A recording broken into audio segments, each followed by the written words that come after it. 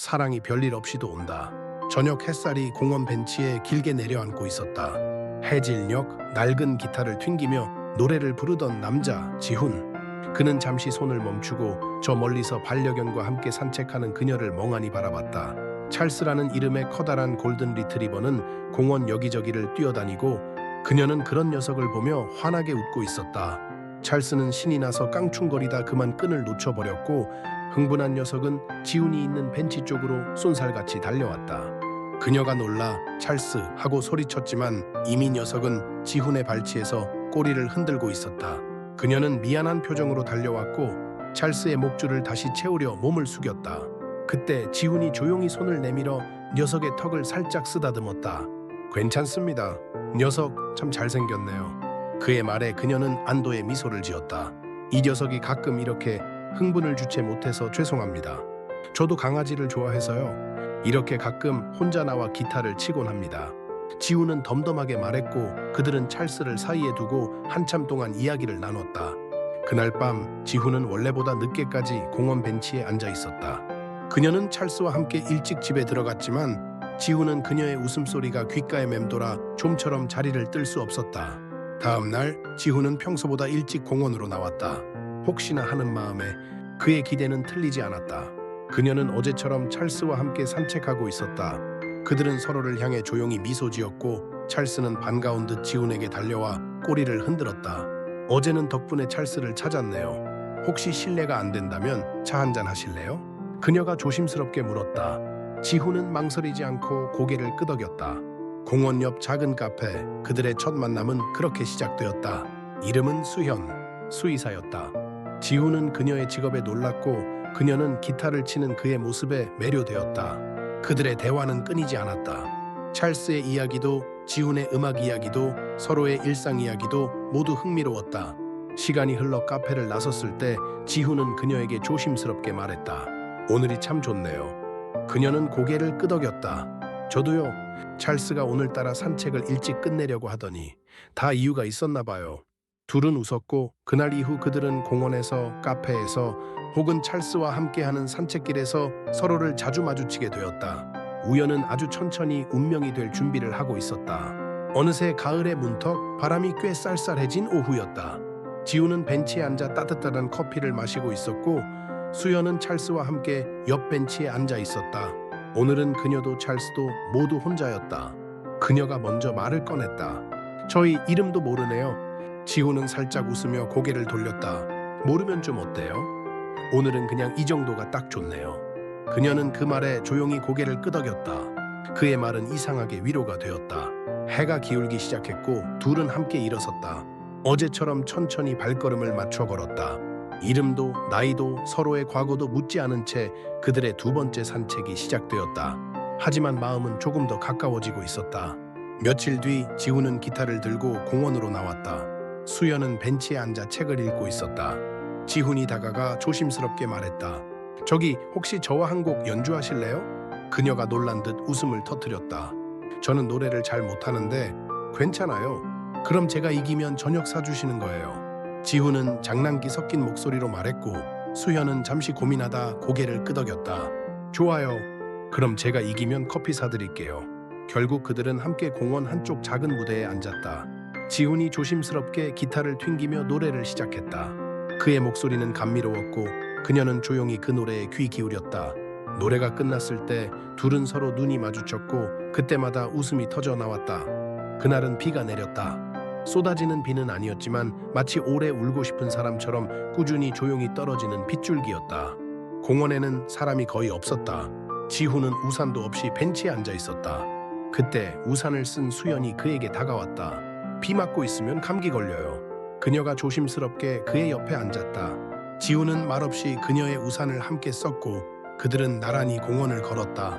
서로 닿을 듯 말 듯한 거리. 우산 끝에서 물방울이 또르르 떨어졌다. 그는 말이 없었지만 그 침묵이 불편하지 않았다. 공원 한쪽 낙엽 쌓인 벤치 앞에 멈춰 섰을 때 수연이 먼저 물었다. 혼자 계신 지 오래되셨어요? 지훈은 고개를 끄덕였다. 네. 근데 이상하게 오늘은 혼자가 아닌 기분이에요. 그녀는 조용히 그를 바라봤다. 비는 여전히 내리고 있었고 두 사람은 그 우산 아래에서 그저 그렇게 함께였다. 파스타 좋아하세요? 그녀가 먼저 꺼낸 말에 지훈은 의외라는 듯 고개를 들었다. 좋아하죠. 그런데 혼자 가긴 좀 그래서요. 저도요. 그래서 같이 가자는 거예요? 그렇게 둘은 공원 옆 골목에 있는 작은 파스타 집에 나란히 앉게 됐다. 테이블 위엔 따뜻한 조명이 켜져 있었고 둘은 와인을 시켰다. 처음엔 어색했지만 와인 한 잔을 비우자 그들의 대화는 조금 더 깊어졌다.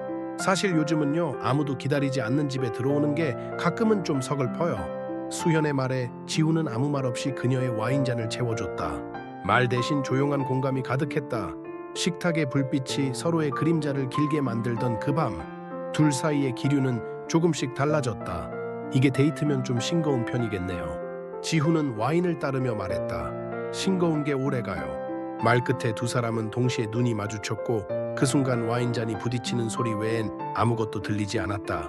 그날 밤 그들은 서로를 조금 더 알게 되었고 조금 더 궁금해졌다. 식당 앞 비는 그쳤고 밤 공기가 쌀쌀했다. 수연은 잘 먹었어요. 하고 인사를 건넸다. 지우는 잠시 고민하다 고개를 돌렸다. 근데요, 제가 진짜 좋아하는 와인이 하나 있는데 지금 제 집에 있어요. 그녀는 놀란 듯 웃음을 터뜨렸다. 아니, 파스타 먹으면서도 그 생각을 한 거예요. 그는 고개를 끄덕이며 장난스럽게 덧붙였다. 영화도 한 편 보시죠. 그녀는 잠깐 머뭇거렸다. 하지만 그의 표정엔 아무 꿍꿍이도 없었다. 그저 오늘이 시간이 조금 더 길었으면 하는 마음뿐. 그럼 영화 한 편 보죠. 재미없기만 해봐요. 그녀가 말했다. 그는 입꼬리를 올리며 천천히 걸음을 옮겼고 수연은 조용히 그 뒤를 따랐다. 그날 밤 불 꺼진 골목에 나란히 걸어가는 두 사람, 그리고 집 안에서 그들을 기다리고 있는 와인 한 병과 영화 한 편. 이건 그저 2차일까? 아니면 조용히 시작되는 새로운 무언가일까? 집안은 정갈했고 테이블 위엔 이미 와인잔 2개가 놓여 있었다. 조명은 은은하게 낮춰져 있었고 작은 블루투스 스피커에선 낡은 재즈 한 곡이 조용히 흐르고 있었다.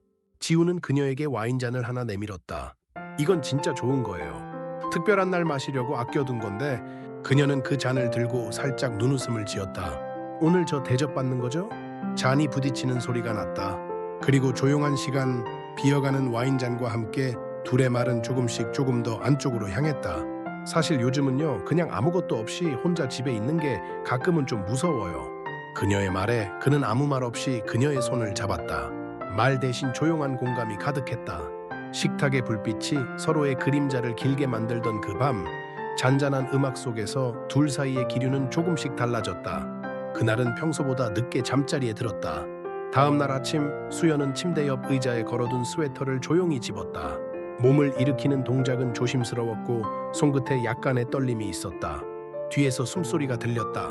지우는 여전히 눈을 감고 있었지만 자세가 달라져 있었다.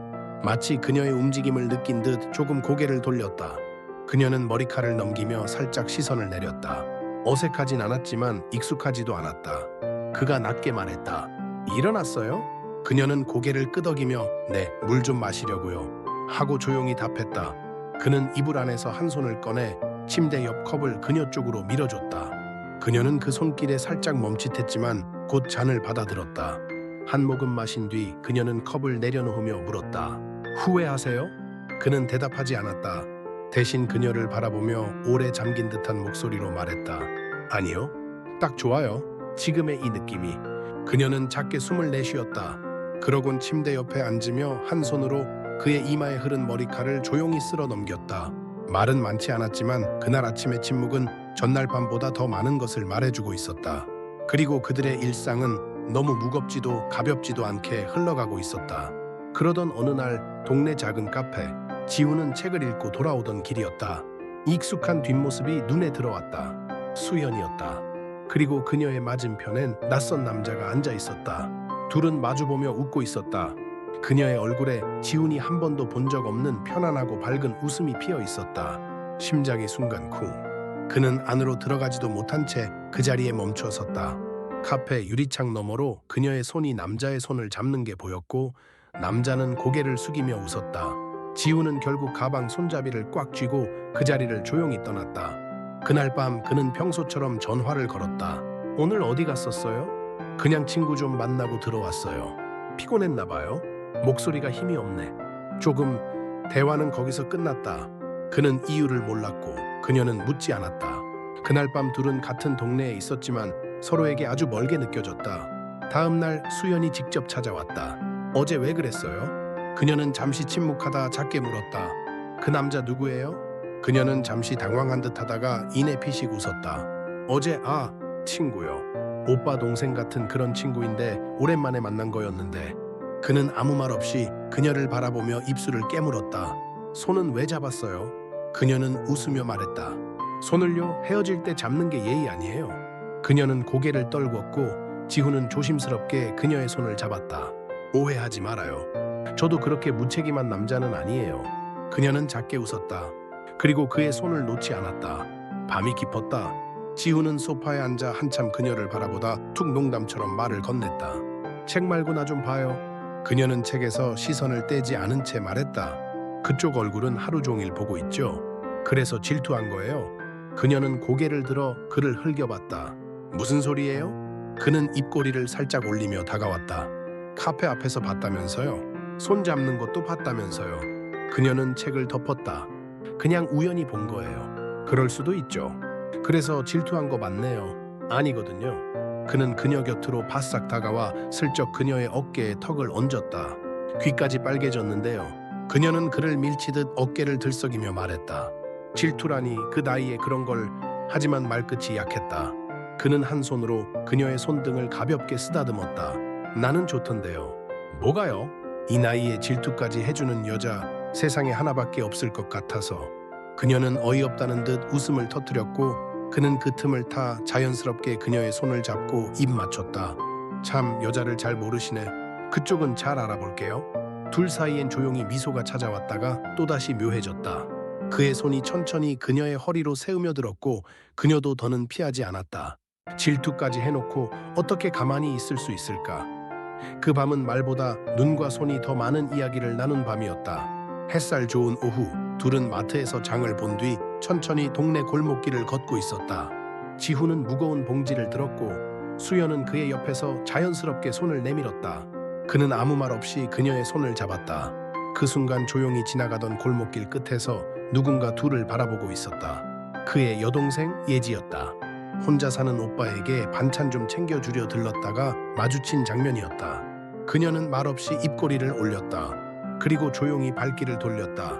그날 밤 두 사람은 소파에 앉아 나란히 귤을 까먹고 있었다. TV에서는 뉴스가 흘러나왔고 그는 졸린 듯 눈을 깜빡이고 있었다. 그때 그의 핸드폰이 울렸다. 여동생이었다. 그는 전화를 받자마자 상대방 목소리에 웃음을 터뜨렸다. 그래, 예지냐? 전화기 너머에서 들리는 건 장난기 가득한 목소리였다. 오빠 나 다 봤어. 어떤 여인이랑 같이 있는 거? 그는 놀라서 자세를 고쳐 앉았다.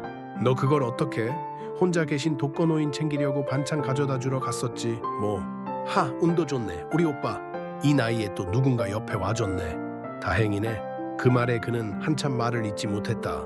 전화기 너머 동생의 웃음소리, 그 옆에 앉아있던 그녀는 무슨 얘기인지 다 듣지는 못했지만 그의 표정을 보고 조용히 그의 손을 다시 잡았다. 그는 아무 말 없이 그녀의 손을 꼭 쥐었다.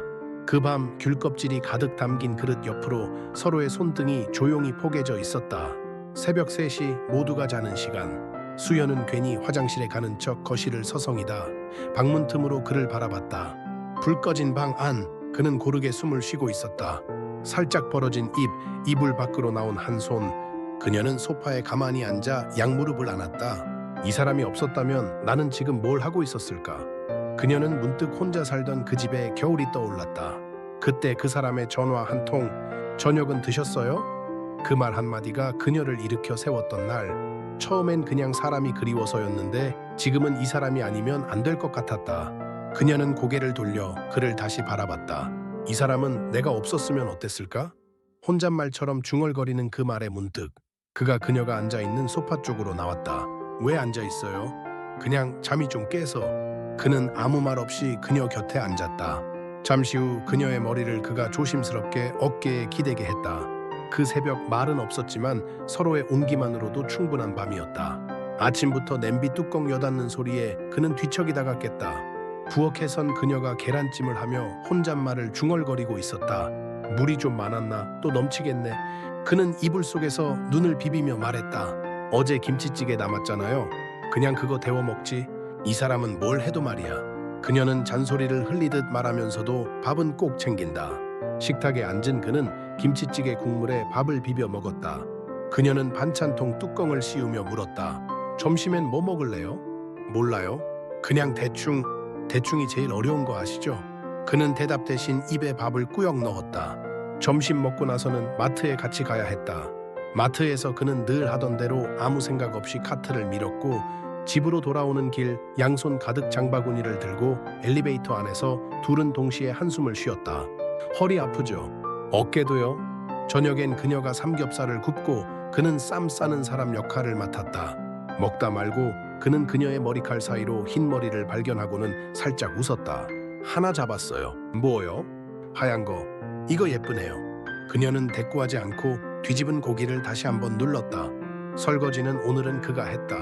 욕실에서 머리를 감고 나온 그녀는 거실에 앉아 TV 소리를 키웠고 그는 물 묻은 손으로 머리 뒤통수를 털며 나왔다. 조용한 밤 침대에 나란히 누워 서로 다른 방향을 바라보고 있다가 그가 팔을 뻗어 슬며시 그녀의 손을 잡았다.